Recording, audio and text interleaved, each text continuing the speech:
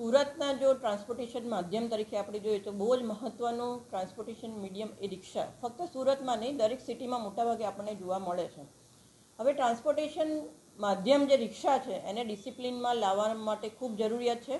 અને એવું અમે સુરત શહેરની અલગ અલગ ટ્રાફિક શાખાની ટીમ દ્વારા જ્યાં રિક્ષા સ્ટેન્ડ આપી શકાય એવા છે, જ્યાં લોકોને પણ લાંબા અંતર સુધી ચાલીને જવું ન પડે એવી વર્ષોથી જે જગ્યાએ રિક્ષાઓ ઊભી રહે છે અને જંકશનથી 50 મીટર દૂર એવા કુલ 315 રિક્ષા સ્ટેન્ડ આઈડેન્ટિફાઈ કરવામાં આવેલા છે. સુરત શહેર ટ્રાફિક શાખા દ્વારા આવનારા સમયમાં જે જાહેરનામું બહાર પાડવામાં આવ્યું છે 315 સ્ટેન્ડનું, ત્યાં કોર્પોરેશન દ્વારા લોકો સરળતાથી અને રિક્ષાવાળા પણ સરળતાથી સમજી શકે તે માટે પીળા કલરના રિક્ષાના પાર્કિંગ માટેના પટ્ટાઓ અને સાથે સાથે સાઇનેજીસ પણ લગાડવામાં આવશે કે જેમાં કેટલી સંખ્યામાં રિક્ષાઓ ત્યાં ઊભી રહી શકશે એવું દર્શાવેલું હશે. અને આ સાઇન બોર્ડ અને આ પટ્ટા મુજબ જ રિક્ષાવાળા એ જગ્યાએ ઊભી રાખે એવો પ્રયત્ન સુરત શહેર ટ્રાફિક શાખા દ્વારા કરવામાં આવશે.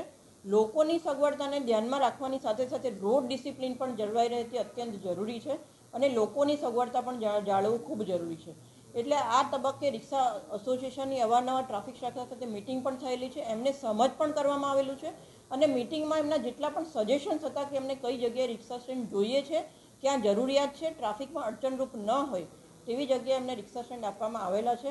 અને હજી પણ જો રિક્ષા ચાલકો અવારનવાર અમારા જે પણ સૂચનાઓ છે એનું પાલન નહીં કરે તો ચોક્કસપણે આવી રિક્ષાઓ ડિટેન કરી અને એમને આરટીઓનો મેમો આપવામાં આવશે અને કાયદેસરની કાર્યવાહી તો કરવામાં આવશે જ. બિલકુલ, મને એવું લાગે છે કે સુરતીઓની સાથે સાથે રિક્ષાવાળાઓ પણ એટલા સમજદાર છે અને જો એમને કન્ટિન્યુઅસ એ બાબતે સમજ કરવામાં આવે કે તમારી રોજીરોટી પણ આની સાથે સંકળાયેલી છે અને લોકોનું જે અંતર કાપવા માટેનું માધ્યમ છે એ પણ લોકો માટે સરળતાથી મળી રહે તે ખૂબ જરૂરી છે. અને જો પહેલાં સમજથી કામ લઈ અને પાછળથી જો જે પણ સમજ નથી મેળવી શકતા એવા રિક્ષા ચાલકો વિરુદ્ધ કાર્યવાહી કરવામાં આવશે તો ચોક્કસપણે રિક્ષામાં જે અત્યારે ઇન્ડિસિપ્લિન દેખાઈ રહ્યું છે એમાં ચોક્કસ સુધારો આવશે એવું મારું માનવું.